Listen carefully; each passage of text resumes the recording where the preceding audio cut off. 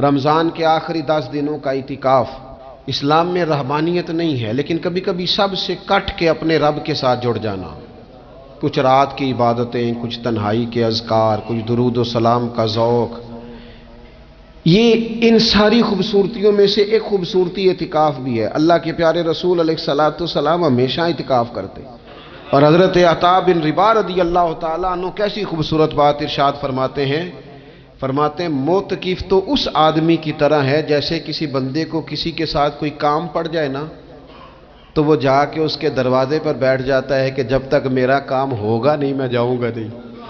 فرماتے ہیں یہ اعتکاف والا بھی آ کے رب کریم کے گھر بیٹھ گیا ہے کہ جب تک تو معاف نہیں کرے گا میں جاؤں گا نہیں، جب تک تو بخشش نہیں کرے گا میں اس دروازے سے ہٹوں گا نہیں۔ حضرت ابن عباس رضی اللہ تعالیٰ عنہ نبی پاک علیہ السلام کے روضہ انور کی طرف اشارہ کر کے کہا کرتے تھے زیادہ دیر نہیں ہوئی، اشارہ کر کے کہتے تھے زیادہ دیر نہیں ہوئی، اس روضہ مبارک میں آرام فرما۔ رسول رحمت علیہ السلام سے میں نے اپنے کانوں سے سنا ہے، اور جب یہ بات ارشاد فرماتے تھے تو روتے بھی تھے۔ فرماتے ہیں میں نے خود نبی پاک علیہ السلام سے سنا ہے کہ جو شخص اللہ تعالیٰ کی رضا کے لیے ایک دن کا بھی اعتکاف کرے گا نا، اللہ تبارک و تعالیٰ اس کے اور جہنم کے درمیان 3 خندقوں کی آڑ بنا دے گا، اور فرمایا ان کی مسافت زمین و آسمان سے بھی زیادہ ہوگی۔ یہ 3 خندقیں اتنی بڑی جن کی چوڑائی زمین آسمان سے بھی زیادہ ہوگی، ایک دن اعتکاف کر لے تو اللہ اس بندے کو دوزخ سے اتنا دور فرما دے گا۔ بہت سارے لوگ ہیں جن کو بڑا ٹائم ملتا ہے چھٹیاں گزارنے کے لیے، کبھی کسی سیاحتی مقام پر، کبھی کسی سیاحتی مقام پر، خرچہ بھی مل جاتا ہے، کام بھی ہو جاتا ہے، سارے سلسلے بن جاتے ہیں، بڑی بڑی جگہوں پہ لوگ جا کے ٹائم گزارتے ہیں۔ تو ایسا نہ ہو کہ 10 دن اللہ کے گھر میں بھی گزارے جائیں۔ علماء نے لکھا ہے کہ کوشش تو کریں ہر سال اعتکاف ہو، نہ ہو سکے تو چلو چند سالوں کے بعد ہو جائے، اور فرماتے ہیں کہ زندگی میں ایک دفعہ تو اس سنت کو ضرور ادا کرنا چاہیے۔ کوئی بندہ ایسا نہ ہو جو محروم رہ جائے، زندگی میں ایک بار صحیح پر اعتکاف کے ساتھ اپنے آپ کو وابستہ ضرور کرے۔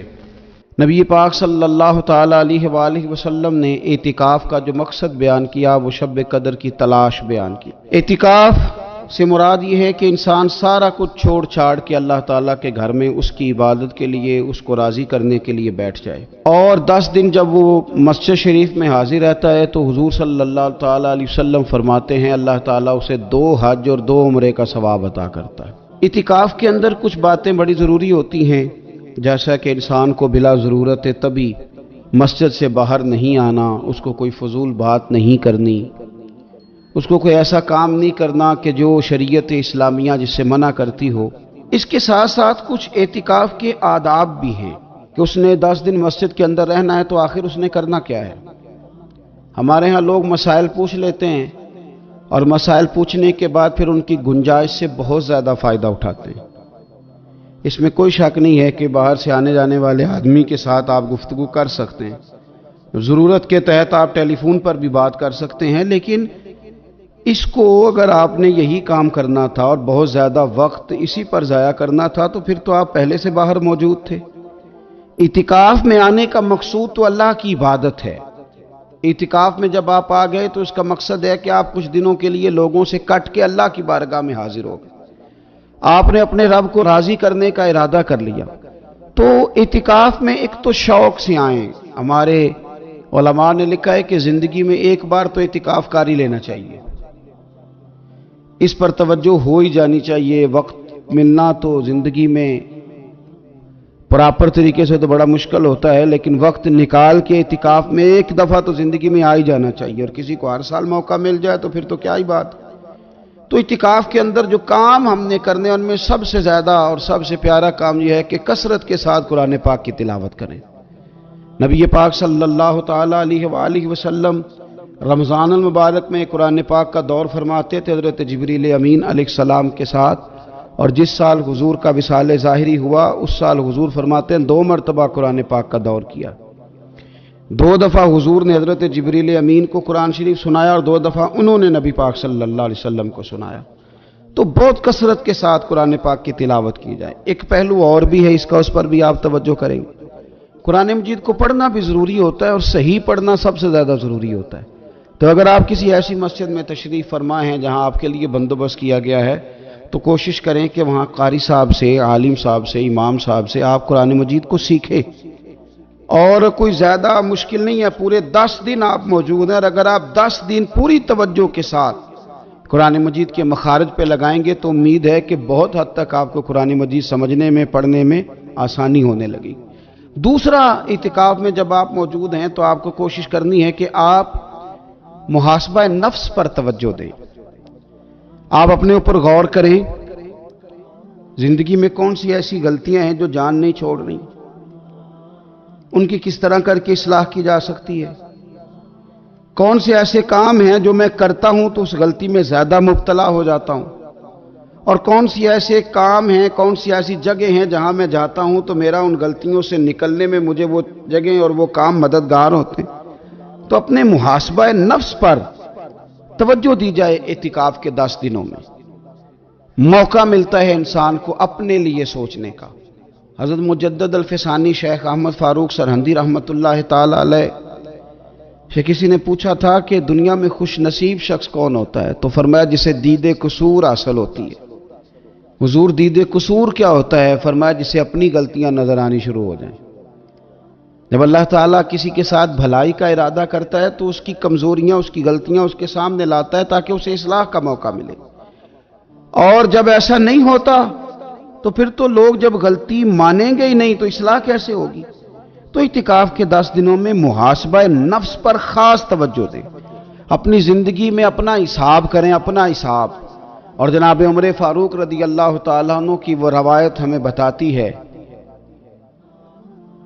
کہ حساب کر لو اس سے پہلے کہ تمہارا حساب کیا جائے. تیسری بات، ایک تو قرآن پاک پڑھیں گے، ایک محاسبہ نفس کریں گے. تیسری بات، مراقبہ کریں.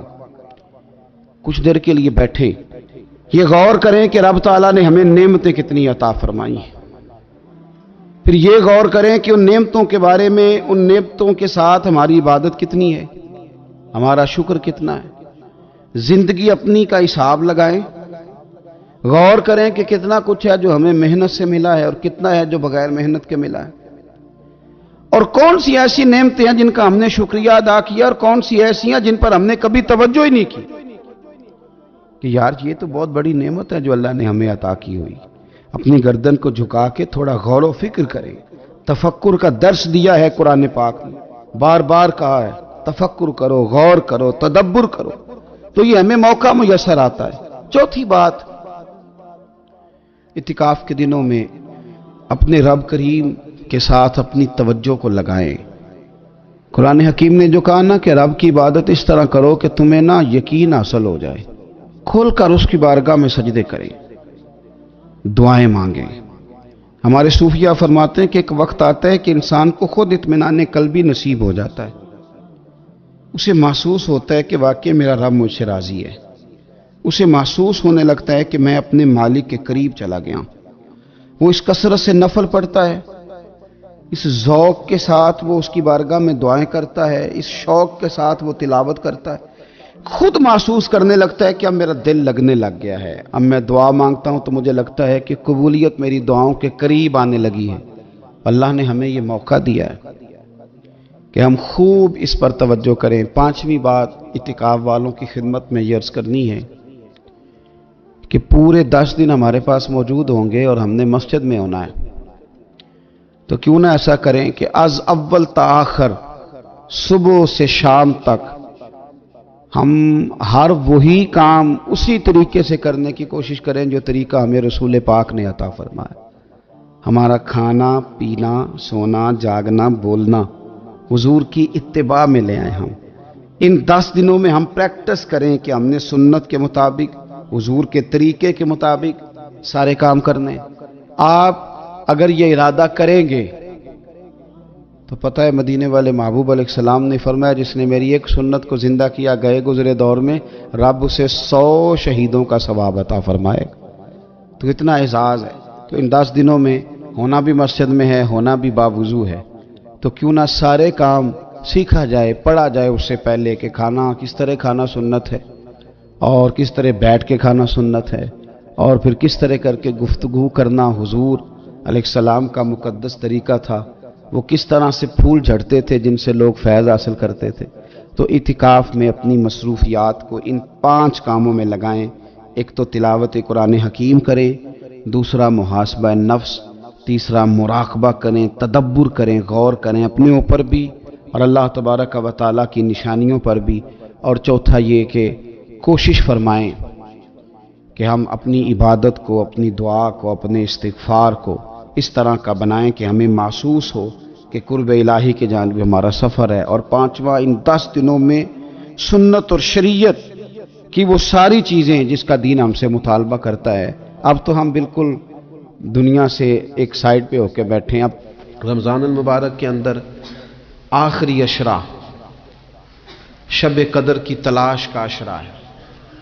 اللہ کے پیارے رسول صلی اللہ تعالی علیہ وسلم ان 10 دنوں میں خود بھی عبادت کرتے تھے اور گھر والوں کو بھی جگایا کرتے تھے، اور اپنے اہل خانہ کو تاکید فرماتے تھے کہ اٹھو اٹھو، آگے بڑھو، یہ آرام کرنے کے دن نہیں ہیں۔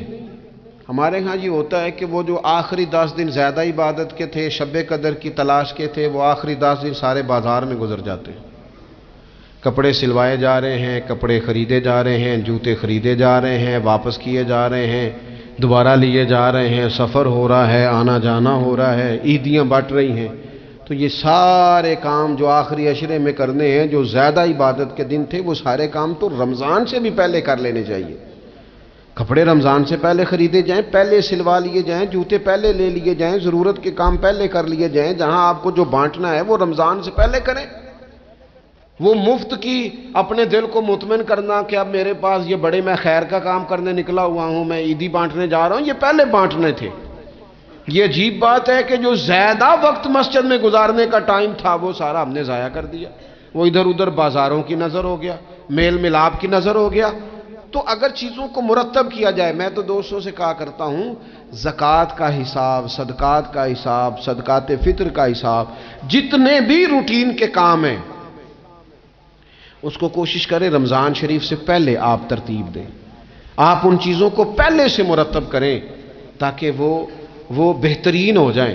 ہم تو اس دین کے ماننے والے ہیں جہاں نیت کرو تو اجر شروع ہو جاتا ہے۔ آپ رمضان کی نیت سے جو آج خرچ کریں گے اس کو اللہ تعالیٰ رمضان کے ثواب کے برابر ہی اجر عطا فرمائے گا۔ لیکن وہ ہم نا کچھ لوگ بڑا ایک صاحب مجھ سے کہنے لگے، جی میں نے سنا ہے صدقہ فطر آخری عشرے میں ہی دینا چاہیے۔ میں نے کہا آپ کا پروگرام تب دینے کا، اس لیے آپ نے یہ گاڑا کر کے سن لیا، ذرا اس کو آپ نے زیادہ غور سے سن لیا ہے۔ آپ جب ضرورت محسوس کریں، جب آپ سمجھیں کہ کسی کو ضرورت ہے، ضرورت کے وقت کوئی چیز کام نہ آئی تو پھر کب جا کے کام آئی۔ تو میری آپ سے یہ اپیل رہے گی کہ پہلے سے چیزوں کو مرتب کریں، معاملات کو پہلے سے طے کریں۔ وہ لوگ بڑے اچھے ہوتے ہیں جو وقت پر منصوبہ بندی کرتے ہیں، جو چیزوں کو ٹائم پہ مرتب کرتے ہیں۔ وہ ٹائم جو ہمارا بالکل اللہ کی بارگاہ میں حاضری کا ہے، عبادات کا ہے، اگر وہ سارا گاڑیوں کی نظر ہو جائے گا، اسفار کی نظر ہو جائے گا تو ہم نے حاصل کیا کیا۔ ایک بات آخر میں بڑے درد کے ساتھ آپ کی خدمت میں عرض کرنی ہے، ہر سال کہتا ہوں، اس سال بھی کہوں گا، ذاتی اخراجات کو کچھ کم کیا جائے۔ ذاتی اخراجات نہ کچھ لوگوں کے بہت زیادہ ہیں، ان کے اپنے لباس کے، کپڑوں کے، اور وہ اخراج میں نے پچھلے جمعے بھی کہا تھا، اسلام ذبائش کی اجازت دیتا ہے، نمائش کی اجازت نہیں دیتا۔ نمائش والے کام اگر تھوڑے چھوڑ دیے جائیں کچھ بھی نہیں ہوتا۔ میں تو شاید اگر میں سینکڑوں کہہ دوں تو غلط نہیں ہوگا، لیکن 20 تو لوگ ایسے ضرور ہوں گے کہ جو عید ساری سو کے گزارتے ہیں، سارا دن سوئے رہتے ہیں۔ پتہ نہیں وہ اتنے مہنگے مہنگے کپڑے کس لیے خریدتے، عید کی نماز پڑھی سو گئے، اور بھئی آپ کا فون بند تھا، جی میں سو رہا تھا جی۔ تو بھئی وہ جو آپ نے 1.5 مہینہ درزی کے پاس آنا جانا لگایا، وہ کس مقصد کا؟ رات کوئی پہننا تو کوئی پرانا جوڑا پہن لیتے۔ ایسی مصیبت کیا بنی ہوئی تھی؟ اتنے مہنگے کپڑے خریدے، اتنا مہنگا جوتا لیا اور دن سارا سو کے گزار دیا۔ ذاتی اخراجات کم کریں۔ پتہ کیا ہے، فرق بہت بڑھتا جا رہا ہے، بہت بڑھتا جا رہا ہے۔ یعنی ایک جگہ پہ چیزیں پڑی ہیں، خراب ہو گئی ہیں، کھانے کا ٹائم نہیں، پہننے کا ٹائم نہیں، اور ایک جگہ وہ ہے کہ جہاں لوگ دوائی کو ترس رہے ہیں۔ گندم امیر شہر کی ہوتی رہی خراب، اور بچی کسی غریب کی فاقوں سے مر گئی. اور کسی نے کہا تھا کہ غریب شہر تو فاقوں سے مر گیا لیکن امیر شہر نے ہیرے سے خودکشی کر لی. اللہ معاف فرمائے. تو بہت ساری جگہوں پہ لوازمات زیادہ ہیں، اخراجات زیادہ ہیں، تکلفات زیادہ ہیں. اس رمضان میں مہنگائی کا جو زور ہے، حالات کی جو سنگینی ہے، اور تھوڑا پیچھے جائیں تو غریب علاقوں میں جس قسم پرسی کے ساتھ لوگ اپنا وقت بتا رہے ہیں، اگر صرف امیر لوگ اپنے کچھ ذاتی اخراجات کو کنٹرول کرنے میں کامیاب ہو جائیں تو بڑے سارے لوگ ایسے ہیں جن کے لیے وہ خوشیاں بانٹنے کا ذریعہ بنیں گے، اسباب. اور ویسے بھی زندگی سادہ کریں، آسان ہو جائے گی. زمین پر چلیں، آپ محسوس کریں گے کہ زندگی بہتر ہو گئی ہے، آسانی والی ہو گئی ہے. اللہ کی بارگاہ میں دعا کرتا ہوں اللہ تعالی ہم سب